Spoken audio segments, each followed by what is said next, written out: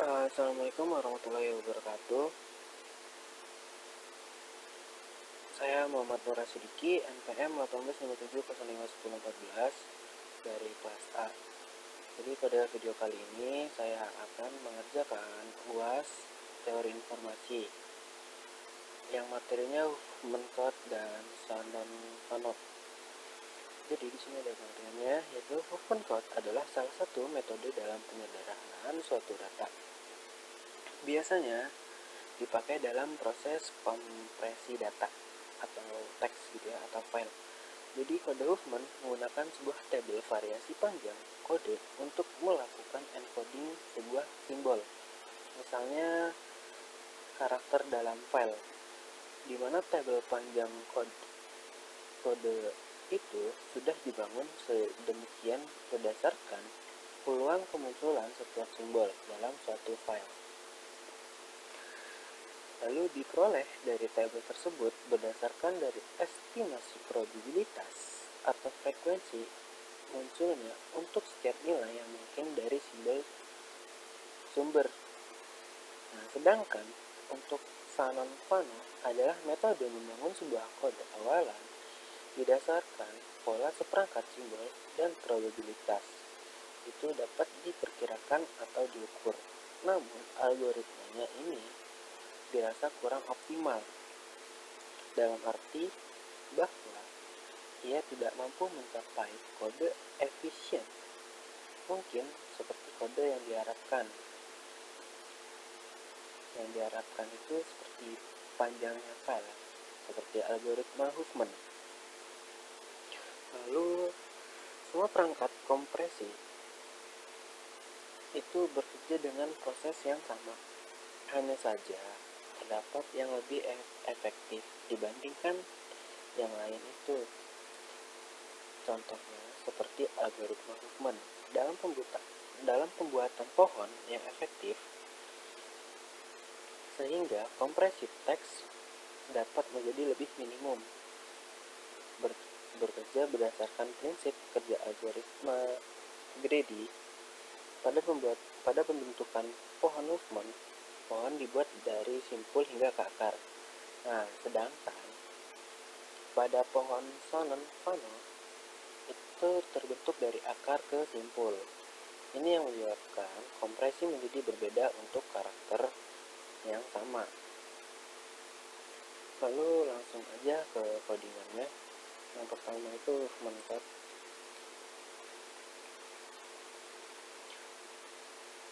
Nah, jadi di sini yang paling atas ini cuma komentar aja jika dijalankan programnya. Jadi yang pertama itu ada if def. Di sini ada definisi ya. Di sini saya menggunakan min 4 dan ada ml. Lalu di sini ada library header. Di sini saya menggunakan si string, lalu ada vector, map, dan si asset. Dimana fungsinya si string itu untuk fungsi membaca kayak strcpy gitu, membaca sebuah fungsi string ya. Lalu di sini ada vektor. Vektor ini untuk inisialisasi dari sebuah kontainer. Nah, sedangkan map itu untuk membuat sebuah kontainer. Lalu ada si asset ini standar dari bahasa C. Lalu di sini saya menggunakan using namespace std untuk mempermudah saat saya pembandingannya. Lalu saya buat struktur probabilitas not atau p-not ya, yang terdapat pada p-not itu ada char, ada karakter ch, lalu ada float p. Lalu di sini ada static in p-not compare. Di sini ada compare dari perbandingan dari p-not A dan p-not B. Di sini menggunakan pointer elemen 1 dan menggunakan fungsi pointer elemen 2. Lalu ada struktur tree not sama dengan public p not. Jadi di sini ada terdapat karakter L code dan R code. Untuk L code itu leaf code ya, maksudnya bagian sebelah kiri. Nah, untuk R code itu bagian yang sebelah kanan. Nah, ini dijadikan ke pointer gitu. Lalu di sini ada class coder. Di sini ada privat. Nah, privat ini ada integer, ada tipe data integer, t size. Di sini t size itu table size ya, atau nomor dari setiap karakternya.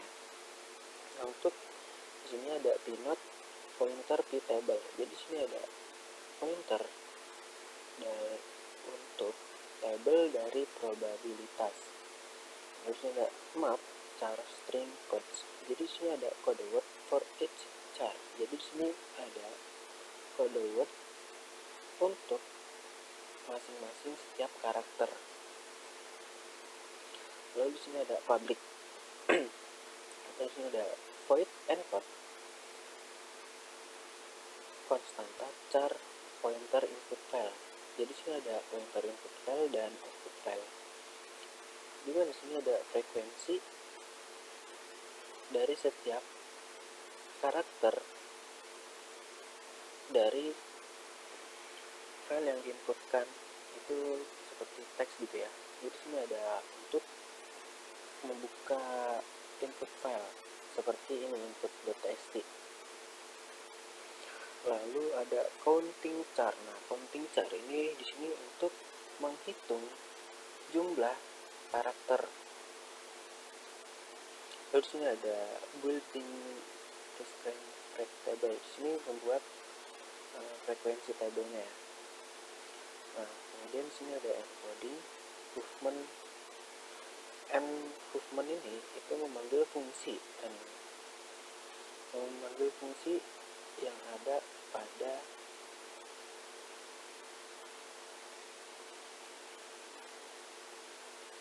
dari sini, dari privat ini, void encode movement. Kemudian di sini ada opening output file. Jadi setelah dia setelah kita menginputkan file gitu ke dalam programnya, itu akan mengeluarkan sebuah output file ya. Jadi di sini ada outputting di table dan hostnya atau probabilitas table ya. Lalu di sini ada keluaran encode text juga seperti 01, 01 gitu. Terus ada void decode, yaitu ada decode itu dari pointer input file dan output file. Jadi sini dia membuka inputan file, lalu di sini ada menunggu coding, itu dia scan dari file tersebut sampai skip end line, berarti sampai line selanjutnya gitu ya. Terus ada decoding and output to file. Jadi setelah program itu mendecode, dia akan mengeluarkan sebuah output file, yaitu encode.txt ini.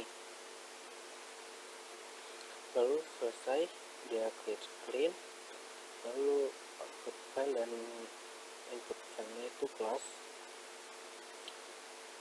Dan habis itu di sini pada fungsi encode movement itu kan dia membuat inisial bagian atasnya terlebih dahulu, seperti yang dicontoh tadi. Jadi sini ada simpul bagian atas. Jadi di sini menggunakan binary tree ya, yang dimana kombinasi dua simpul akhir itu akan dirubah menjadi ke simpul baru, tidak dengan pengurutan yang valid ya. Nah, jadi seperti ini. Kemudian dia build code, lalu bersihkan lagi, terus generate code.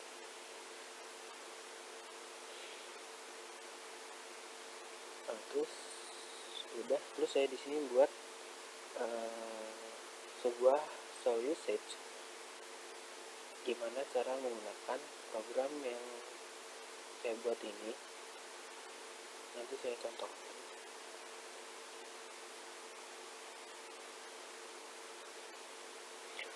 Lalu di sini ada panggil calling, encode or decoding subroutine. Di sini codernya, input file dan output filenya. Lalu dot coder print and udah selesai untuk di movement code-nya ya. Sekarang masuk ke main.cpp yang ini apa namanya, Shannon coding algorithm. Nah, ini library-nya sama, programnya juga hampir sama, hanya yang membedakan itu pada bagian fungsi encode-nya saja. Nanti ada pada di bawah, jadi ini sama aja. Saya menggunakan string, vector, map, dan CSR, dan menggunakan string namespace std. Lalu di sini ada struktur, sama saja.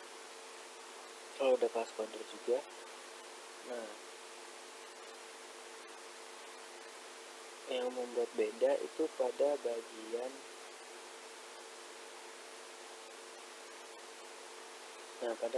privat ini, void encode Shannon. Nah, di sini kan tadi yang di Huffman itu kan dia dari simpul yang atas baru ke akar. Nah, sedangkan untuk Shannon funnel itu dari akar ke simpul. Begitu. Jadi di sini ada ISP. ISP itu index of split post ya. Terus sini ada float P, ada float P full, ada P half. Beda dengan yang di sini. Nah, di sini beda ya. Lalu di sini jika interval consist of dua elemen itu maka bisa disebut sederhana. Lalu sini ada menghitung jumlah dari probabilitas pada spesifikasi intervalnya. Terus ini dia mencari yang bagian tengahnya. Nah, lalu di sini ada index of split post. Kemudian lanjut sampai step ke recursive-nya. Nah, di sini saya juga membuat sebuah show usage, cara penggunaan programnya. Ini inline, nah, tidak beda jauh sama yang tadi. Nah, sekarang cara penggunaannya itu seperti ini. Nah, saya masuk dulu ke filenya. Jadi kuliah sempat teknik mulai di. Nah, jadi di sini saya membuka juga menggunakan Open with Cut. Di sini saya menggunakan Visual Studio Cut untuk kode editornya.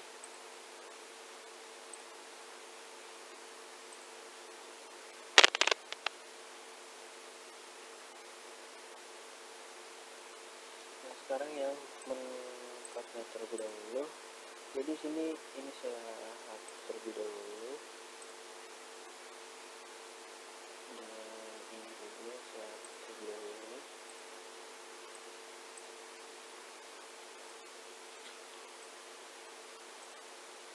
Nah, untuk mengcompile saya di sini menggunakan MinGW Windows 64. Nah, bisa saya cek itu dengan cara ini.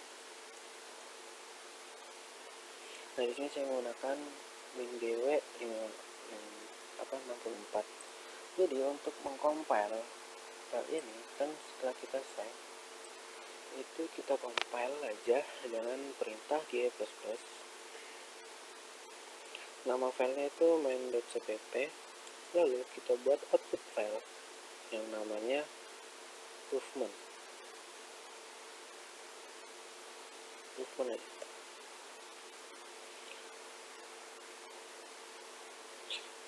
Nah, sedangkan untuk menjalankannya itu kita bisa kayak ketik aja gitu movement.exe. Nah, di situ ada show usage. Nah, jadi sini fungsinya show usage itu untuk memberitahu cara penggunaan pada program ini ya. Jadi sini di perintahnya itu movement terus input.txt. Jadi sini input.txt-nya. Jadi misalkan di sini saya buat aja nama saya Muhammad Nur Asdiki titik pakai tanda seru. Oke. Lalu saya save, kemudian saya akan coba jalankan di sini movement.exe lalu input.txt. Dia akan menggunakan program seperti ini. Nah, kenapa di sini 17? Karena di sini hanya terdapat 17 karakter dari berapa ini? 1, 2, 3, 4, 5, 6, 7, 8, 9, 10, 11, 12, 13, 14, 15, 16, 17, 18, 19, 20, 21, 22, 23, 24, 25, 26, 27, 28, 29, 30, 31, 32, 33, 34. Dari 34 karakter asli itu hanya 17 karakter saja yang digunakan. Nah, ini pada proses encode data dari teks ini saya ini. Nah, sama saja dengan yang ini ya. Kita buka yang Pano. Ini saya hapus dulu. Kemudian sama ini juga saya hapus dulu. Nah, ini kan sudah di save. Dan untuk mengcompile dengan mini-GW itu kita pencet Ctrl, lalu ada tuh yang gambar kayak bendera flag itu di bawah escape biasanya ada. Nah, itu Ctrl plus yang di bawah escape itu. Kemudian kita coba compile GE++. Namanya itu main.cpp dengan output file yang bernama Spano. Nah, ini cara penggunaannya saya juga buat kayak show usage tadi itu dengan cara spano.exe.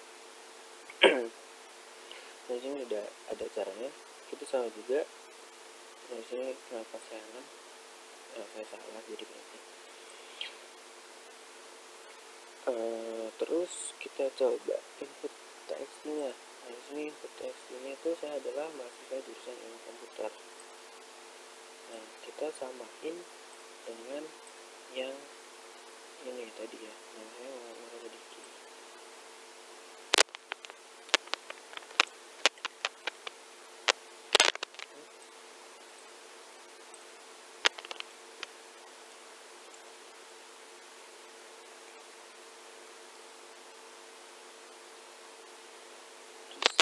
Kemudian kita coba jalankan dengan Spano input.txt. Nah, di sini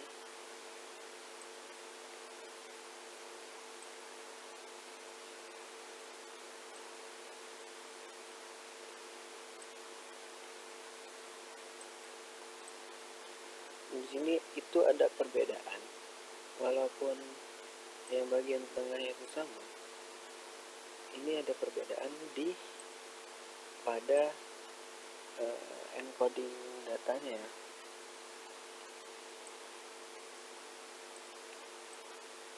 Jadi kalau yang menurut saya tuh yang movement itu lebih lebih efektif daripada yang si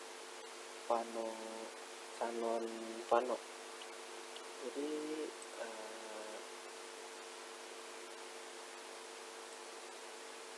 Jadi sekian penjelasan puas dari saya. Bila saya ada salah, saya mohon maaf kepada Allah SWT. Wabillahi taufiq wal hidayah. Assalamualaikum warahmatullahi wabarakatuh.